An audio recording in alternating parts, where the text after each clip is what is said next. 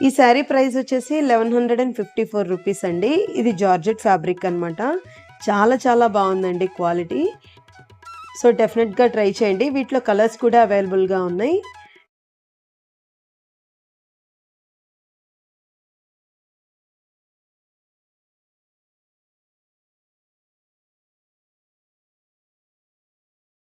ఇదొచ్చేసి పళ్ళు పార్ట్ అండి.